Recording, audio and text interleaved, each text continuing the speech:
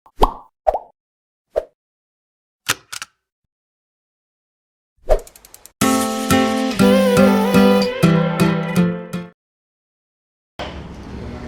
sahabat Bawaslu, apa kabarnya hari ini? Semoga kita semua dalam keadaan yang baik-baik saja ya tentunya.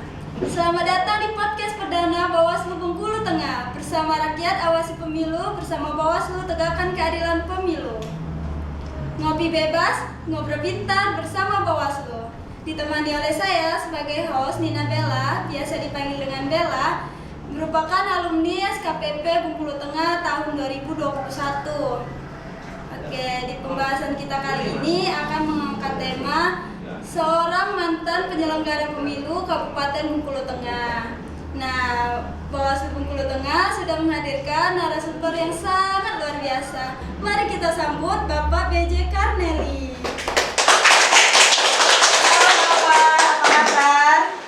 Alhamdulillah, Assalamualaikum warahmatullahi wabarakatuh. Alhamdulillah sehat. Selamat ketemu dengan insan-insan pengawas di Bengkulu Tengah.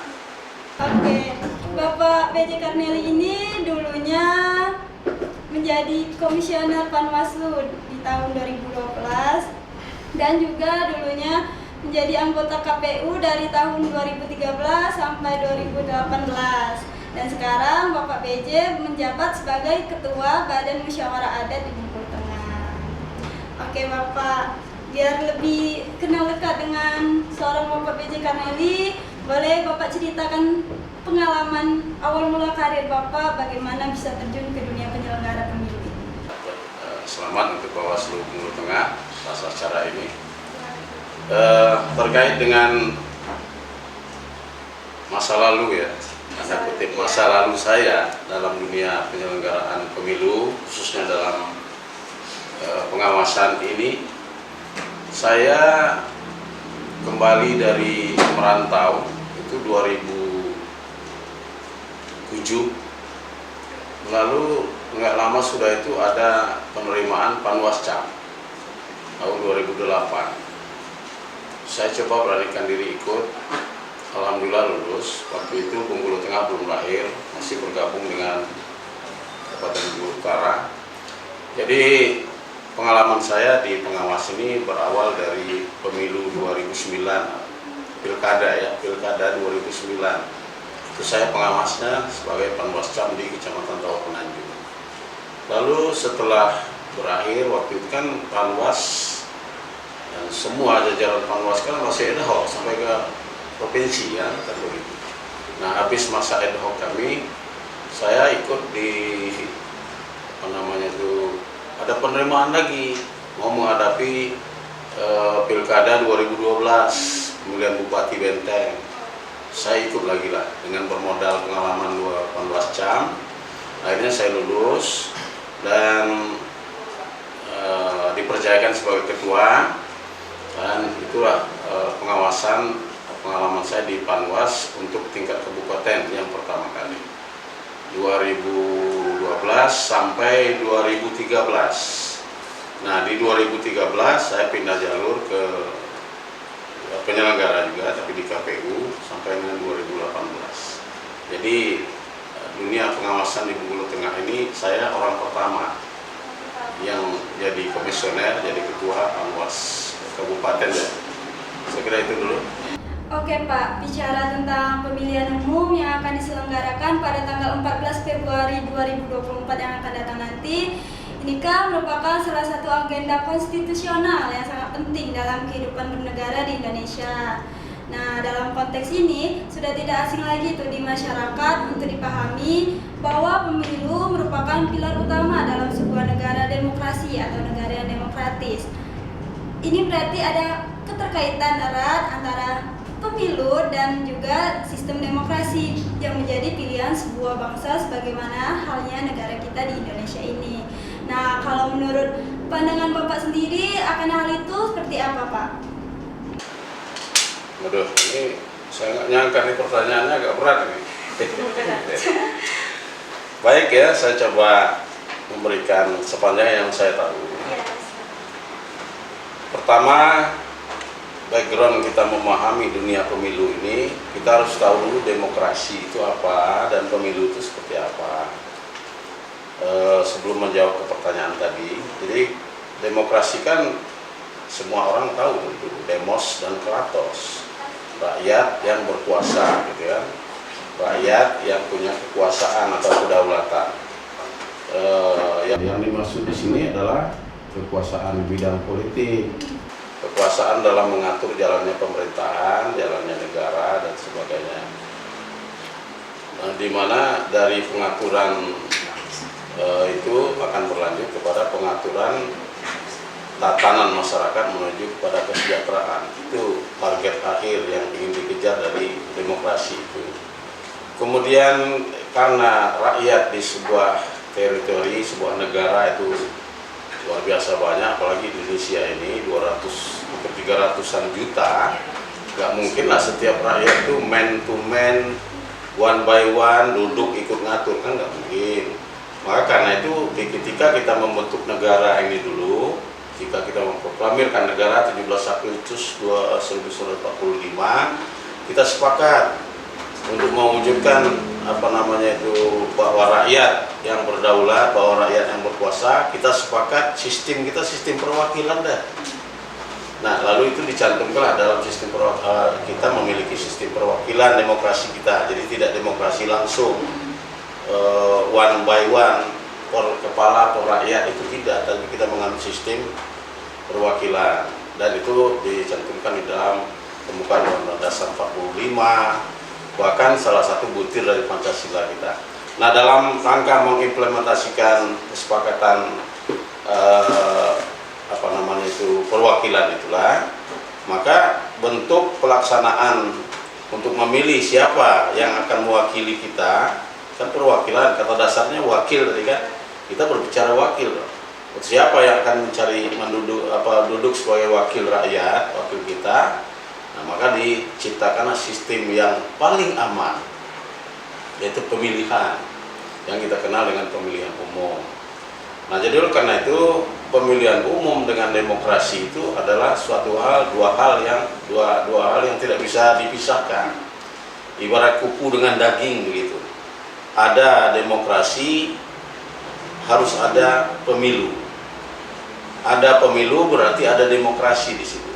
Karena itu dalam ilmu politik, ya, sebuah rezim, sebuah pemerintahan, meskipun dia sudah melaksanakan banyak hal-hal untuk kesejahteraan rakyat, ya, pluralitasnya berjalan, hak-hak sipilnya dihargai, dijalankan, tapi kalau tidak ada pemilu di situ, maka negara itu tidak bisa mengklaim sebagai negara demokrasi. Dengan arti kata, pemilihan umum ini hal yang sangat prinsip untuk mengatakan sebuah negara demokrasi. Tidak ada negara demokrasi kalau tidak pernah melaksanakan pemilu. Meskipun tadi saya katakan di dalamnya berlangsung, ya, hak rakyat dihargai, hak sipil segala macam, tapi tidak bisa juga. Ini begitu pentingnya pemilihan umum. Jadi oleh karena itu dapat saya simpulkan apa yang ditanyakan tadi, bahwa keterkaitan pemilu dengan demokrasi itu suatu hal yang tidak bisa terpisah, ya, yang bahkan pemilu itu adalah prasyarat adanya sebuah demokrasi. Jadi kalau membuat dengan kita memproklamirkan negara demokrasi, syarat utamanya harus ada pemilu dulu. Nanti dulu yang lain, yang presidennya siapa, yang DPR siapa, nanti dulu. Kita umumkan, kami buat negara demokrasi, pemilu dulu dong. Itu prasyarat yang paling esensial. Saya kira itu hubungannya. Oke, Pak, sebagaimana kita maklumi bahwa tujuan kita membentuk negara ini seperti dinyatakan pada Undang-Undang Dasar 1945, yang pada intinya adalah untuk mesejahterakan masyarakat atau mesejahterakan bangsa Indonesia. Nah, apakah dengan sistem demokrasi itu bisa menjamin tujuan bernegara itu mencapai kesejahteraan masyarakat, dan juga apakah demokrasi di Indonesia selama ini telah dapat dikatakan sebagai demokrasi substansial itu? Oh gitu, baik. Saya ingin jelaskan dulu begini, bahwa para ahli demokrasi, ahli ilmu politik, diantaranya Larry Diamond yang saya ingat, Di dalam buku ini ada dicantumkan pendapat beliau bahwa demokrasi itu secara garis besar ada dua, demokrasi prosedural dan demokrasi substansial. Menurut Jerry Diamond ini dan para ahli yang lain. Nah, pada demokrasi prosedural itu bisa jadi demokrasinya berjalan dengan baik, teradministrasi dengan baik, terlaksana dengan aman, tapi sebatas itu mereka cukup bangga, cukup menyatakan sukses kalau pemilunya berjalan dengan aman, teradministrasi dengan baik, tanpa melihat outputnya. Itu prosedural. Jadi yang dipentingkan prosedurnya jalan begitu. Jadi pemilu dalam negara demokrasi prosedural, kalau ukurnya hanya pemilu berjalan dengan normal, administrasinya bagus, semuanya berjalan lancar. Nah, ini tanpa membuahkan output untuk kesejahteraan tadi. Jadi setelah pemilu, masa bodoh kalau desi rakyat seperti apa terserah, mau sejahtera mau tidak, mereka tidak terlalu memikirkan lagi orang-orang yang duduk terpilih itu. Nah, kalau ini yang terjadi namanya demokrasi prosedural. Kita hanya melaksanakan prosedurnya saja tanpa menghasilkan wakil-wakil orang-orang yang duduk, yang kita pilih, yang di rakyat pilih itu, yang betul-betul berpikir mau membuahkan kesejahteraan. Ini sedih dong kalau begitu. Nah, lalu ada demokrasi yang kedua. Demokrasi substansial. Demokrasi substansial ini dia tidak hanya mementingkan prosedur, panwasnya berjalan, KPU-nya berjalan dengan baik, laporannya bagus, tidak hanya itu. Penyelenggaraannya aman, tertib, tapi tetap ada kelanjutan dari demokrasi itu menjadi tolak ukur berhasil tidaknya. Apa kelanjutannya? Siapa yang duduk? Siapa yang duduk dan apakah mereka ini benar-benar memikirkan kesejahteraan rakyat? Apakah mereka ini pro rakyat atau tidak? Nah, kalau yang duduk di situ betul dia pro rakyat, memikirkan kesejahteraan negara, kesejahteraan rakyat, nah baru kita klaim demokrasi kita ini demokrasi yang substansial, kita sukses.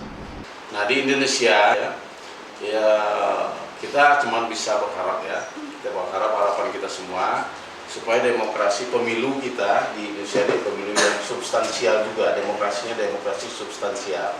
Artinya dari pemilu itu kita mengharapkan ada output kesejahteraan rakyat di sana.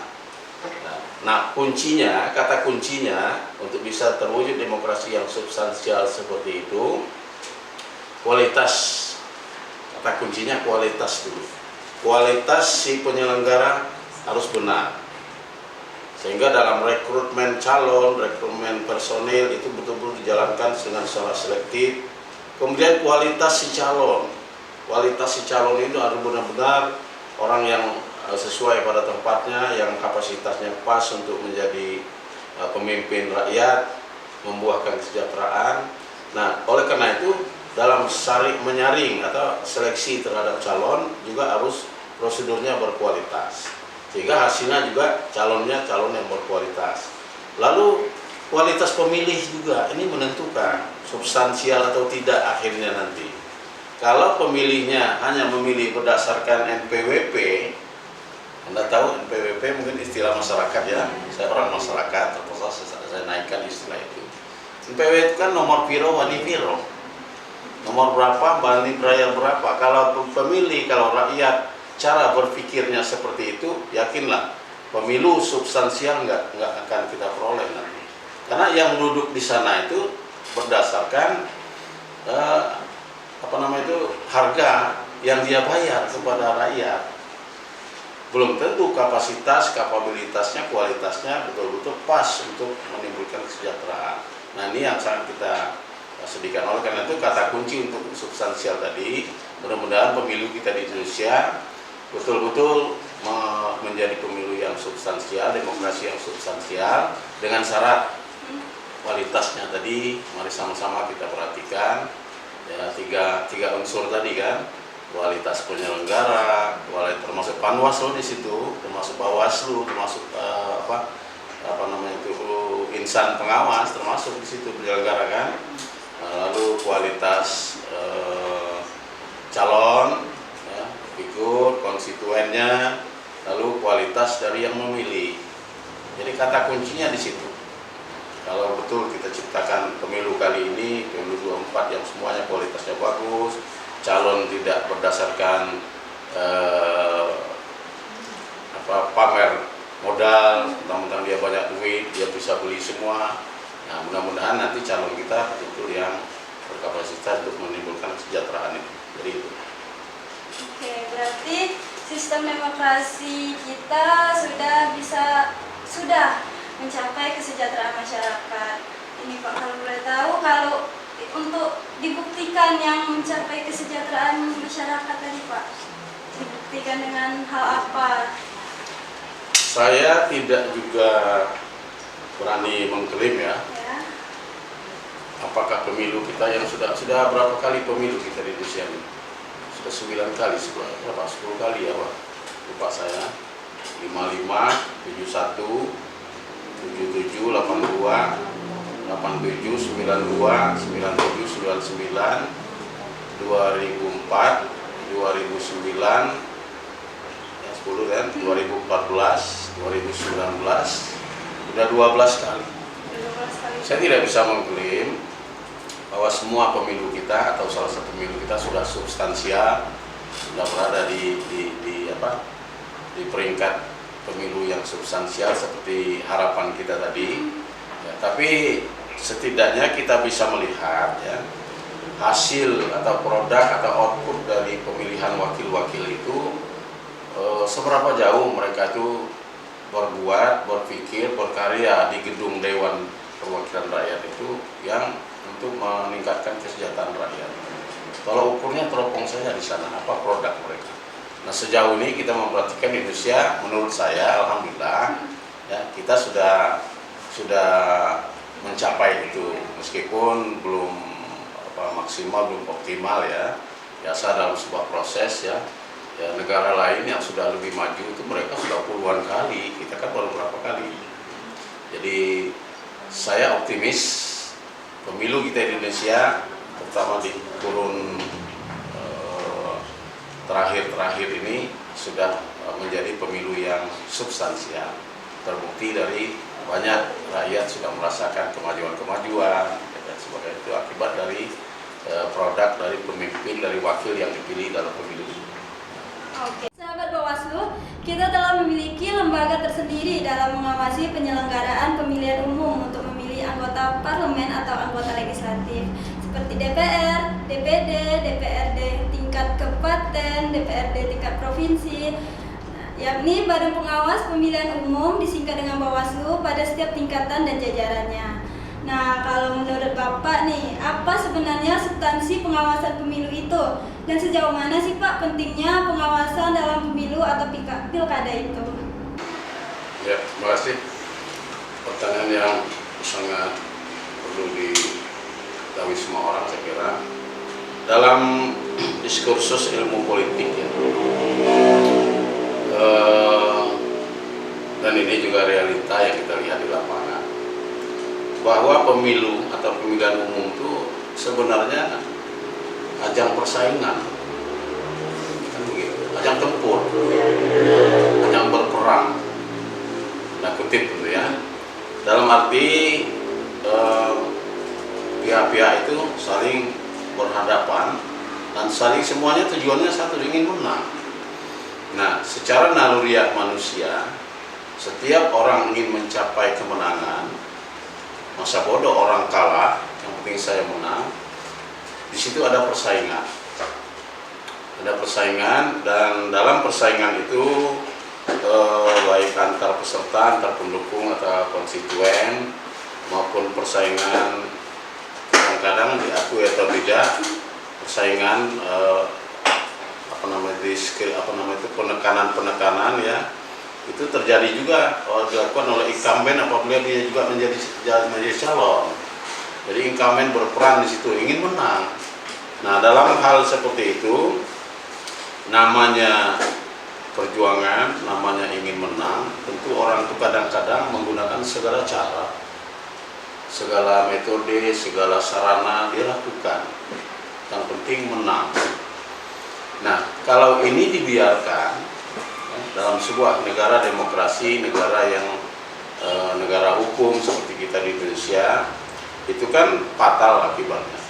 Perebutan, pada dasarnya kan pemilu itu kan perebutan kekuasaan. Kalau betul-betul mereka gunakan istilah perebutan itu dengan cara yang tidak beraturan, ya kan fatal jadinya. Nah, oleh karena itu, ya ini perlu kita sadari bahwa pemilu itu adalah pertempuran. Nah, oleh karena dia sebuah pertempuran, tidak mustahil, tidak bisa dipungkiri, banyak terjadi sentuhan-sentuhan di situ, bahkan dalam wujud keributan, persaingan dan sebagainya. Nah, kalau itu dibiarkan, pemilu yang dibiarkan bebas semau gue seperti itu, akibatnya tidak baik dan akibatnya sangat fatal. Tidak hanya pada saat itu, ini juga mengancam integrasi bangsa. Bangsa ini loh bisa pecah kalau dibiarkan persaingan-persaingan politik itu berjalan bebas. Nah, disitulah perlu ada pihak yang mengawasi, ada pihak yang menetralisir, mengendalikan. Inilah Panwas. Jadi Panwas itu hadir, merupakan sesuatu yang sangat penting untuk mengendalikan jangan sampai persaingan, pertempuran, saya bilang tadi, jangan sampai perebutan kekuasaan itu berlangsung secara bebas, semeraut, tanpa ada kontrol. Di sana Panwas atau Bawaslu, ya, pihak pengawas hadir. Nah, berangkat dari pemahaman itulah, maka di Indonesia ini diadakan lembaga tersendiri yang disebut kita kenal dengan Bawaslu. Jadi adanya Bawaslu, adanya pengawasan itu merupakan basic need, ya, basic and objective needs, ya, kebutuhan dasar dalam penyelenggaraan demokrasi ini. Jadi nonsen kalau mau melaksanakan pemilu Panwasnya nggak ada, nggak bisa. Akibatnya pertempuran bebas terjadi. Jadi begitulah esensi Panwas, bahwa Panwas itu ini ya, saya ingat Panwas saja karena zaman kami dulu Panwas, ya, pengawas menurut saya itu adalah lembaga yang sangat esensial, yang sangat prinsip, sangat penting, ya, berbarengan dengan penyelenggaraan pemilu. Pemilu tanpa Panwas, pemilu tanpa pengawasan, berarti kita menyelundupkan pelanggaran dalam demokrasi kita. Berarti kita mensupport, mensuplai sebuah kecurangan, sebuah ketidakjujuran. Nah, demokrasi yang dihasilkan dari kondisi seperti itu akibatnya buruk, ya. Buruk bagi, seperti pertanyaan yang awal tadi, orang yang duduk di situ tidak memikirkan kesejahteraan anak, karena dia berjuang itu mati-matian dengan segala cara. Juga buruk bagi integrasi bangsa ini, permusuhan berkepanjangan dan sebagainya. Oleh karena itu kita bersyukur di Indonesia ini pengawas, ya, pemilu ini betul-betul dikondisikan dengan baik, bahkan dibentuk lembaga yang independen, lembaga yang mandiri, yang dikenal dengan Badan Pengawas Pemilihan Umum, dari pusat sampai ke bawah, sampai ke desa bahkan. Itu membuktikan bahwa kita konsisten untuk menciptakan demokrasi kita ini, demokrasi yang damai, demokrasi yang berkualitas, demokrasi substansial tadi. Saya kira begitu pentingnya pengawas. Terima kasih. Di dalam slogan Bawaslu terdapat kalimat bersama rakyat awasi pemilu. Bagaimana tanggapan Bapak dengan makna kalimat tersebut? Baik, terima kasih. Berbicara tentang pengawasan berbasis masyarakat, sebenarnya dari dulu sudah ada, ya. Dari dulu sudah ada. Tapi lebih-lebih lagi pada kurun waktu sekarang ini perlu, sangat perlu menurut saya. Ya, meskipun dulu sudah dilakukan itu sih, tapi dulu masih sifatnya basa-basi, masih formal-formal aja. Berjalan secara efektifnya juga belum. Nah, ke depan ini pemilu kita 24 terutama ini perlu dijadikan perhatian khusus ini. Pengawasan berbasis masyarakat itu karena ada dua faktor. Yang pertama, kita berhadapan dengan masyarakat yang semakin cerdas, semakin dinamis, sebagai dampak dari kemajuan teknologi ya tentunya. Nah, jadi dengan kemajuan, dengan kecerdasan yang sudah semakin melejit itu, ini hati-hati. Tadi sudah dari awal sudah saya katakan, positifnya ada, tapi negatifnya juga besar. Nah, dikhawatirkan nanti panwas atau pengawas kalah cepat. Nah, oleh karena itu kita manfaatkan potensi masyarakat itu sendiri. Jadi masyarakat itu kalau sudah kita ajak kerjasama yang baik dengan satu prosedur yang tertentu tuh ya tentunya, maka dia istilah kalah cepat insya Allah bisa teratasi. Berarti itu cara menghadapi masyarakat yang sekarang sudah pintar, sudah lebih mengenal. Jadi mengantisipasi masyarakat yang semakin pintar itu, masyarakat itulah kita ajak untuk membantu kita. Karena orang yang semakin pintar, semakin jeli dengan teknologi tadi kan adanya kan di masyarakat. Nah, masyarakat ini kita ajak kerjasama. Jadi begitu kejadian apa-apa, sebuah pelanggaran, money politik atau apapun pelanggaran-pelanggaran pemilu itu, begitu kejadian masyarakat yang kita bina, yang kita ajak kerjasama ini kan sudah segera menyampaikan. Jadi jangan kita anggap asing, kita anggap itu bagian dari kita. Makanya saya beranggapan pengawasan yang berbasis masyarakat sekarang ini harus lebih diintensikan. Nah, yang kedua kendalanya, karena kita ini berada di daerah yang geografinya bervariasi ya, terutama sebagaimana di Bengkulu Tengah ini medannya masih banyak yang medan yang berat, ya, yang susah dijangkau dengan waktu singkat, jalannya masih penuh dengan kubangan, dengan kolam ikan tapi ikannya gak ada, kan begitu. Nah itu semuanya kendala. Nah kendala-kendala seperti itu, kalau kita mengawas hanya berbasiskan regulasi, kalah cepat kita. Ya, hanya berbasiskan dengan prosedur, berangkat dari kantor jam sekian, naik mobil ini, itu kalah cepat. Tapi kalau kita adakan pembinaan, kita bangun pengawasan yang berbasiskan masyarakat, tokoh-tokoh masyarakat, masyarakat itu yang kita bina, sudah kita jalin kerjasama yang baik, insya Allah kita nggak kalah cepat. Dan insya Allah pengawasan itu akan berjalan dengan baik. Jadi kesimpulannya, pengawasan berbasis masyarakat itu adalah sesuatu keniscayaan, sesuatu yang sangat penting, lebih-lebih lagi pada zaman sekarang yang kita menghadapi dua tantangan itu. Wah, udah di akhir acara nih Pak, nggak terasa ngobrol-ngobrol banyak. Boleh Bapak sampaikan statement penutup, kesimpulan yang Bapak sampaikan dari obrolan kita kali ini. Jadi closing statement saya, ya pertama izinkan saya menyampaikan kali kesimpulan ya dari obrolan kopi ini. Yang pertama, supaya kita sadari pemilu itu adalah sarana pelaksanaan kedaulatan rakyat, dan dalam rangka pergantian kepemimpinan negara dengan cara pemilu adalah cara yang terbaik, perebutan kekuasaan, pergantian kekuasaan itu. Oleh karena itu, pemilu ini menjadi pilar dalam negara demokrasi. Nah, sehubungan dengan begitu esensinya, begitu prinsipnya kedudukan pemilu, maka saya mengajak, mari kita semua masyarakat, semua warga, semua yang berhak memilih, dan semua lapisan lah begitu, mari kita bersama-sama satu muara, satu tujuan mensukseskan pemilu ini 14 Februari 2024 dengan pemilu yang lebih sukses, lebih berkualitas dari yang lalu. Itu satu. Nah, kemudian yang kedua, untuk dapat menciptakan pemilu yang berkualitas, artinya kita menghasilkan demokrasi yang bagus, demokrasi yang substansial, maka kualitas itu dituntut setidaknya dari 3 posisi. Yang pertama, penyelenggaranya harus betul-betul berkualitas.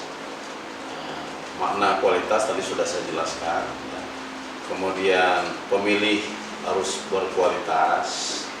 Dan yang ketiga, para calon kandidat juga harus berkualitas. Ya, pengertian kualitas tadi sudah kita bahas. Jadi tiga-tiganya itu paralel kualitas. Kemudian pengawasan ini adalah sesuatu yang sangat penting. Jangan pernah lemah pengawasan. di semua lini, dari tingkat tinggi sampai ke tingkat bawah. Ya, kita bicara dari kabupaten ke bawah lah, yang di atas itu bukan kapasitas saya. Tapi jangan pernah kendor pengawasan ini. Jangan pernah berasumsi wah sekarang ini rakyat sudah cerdas, negara sudah maju, masyarakat sudah pintar, tidak perlulah diawas-awasi amat. Tidak boleh. Kenapa? Karena pemilu itu adalah ajang pertempuran, ajang pertarungan. Siapapun dia, kalau dalam sebuah pertarungan nggak ada ceritanya itu mau menang itu lah. Meskipun orang itu intelek, meskipun orang itu hebat, tapi namanya pertarungan kadang-kadang intelektualnya lupa. Bahkan kadang-kadang moralnya lupa, imannya lupa demi mengejar kemenangan. Jadi jangan dianggap bahwa negara kita ini sudah maju, rakyat sudah berpikirnya sudah cerdas, nggak perlulah diawas-awasnya. Nggak bisa. Ingat, pemilu adalah pertarungan. Nah, pengawasan tetap perlu.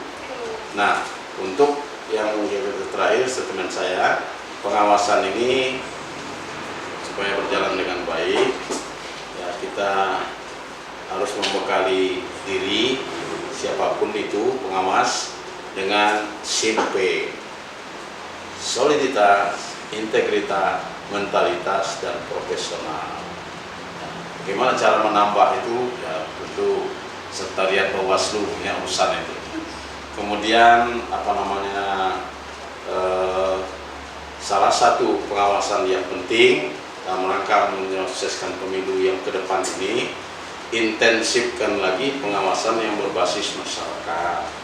Ya, karena tantangan zaman sekarang ini ternyata salah satu obatnya ke sana. Tantangan pengawasan yang semakin banyak, salah satu solusinya pengawasan berbasis masyarakat itu tingkatkan. Wah, ini penting. Kenapa?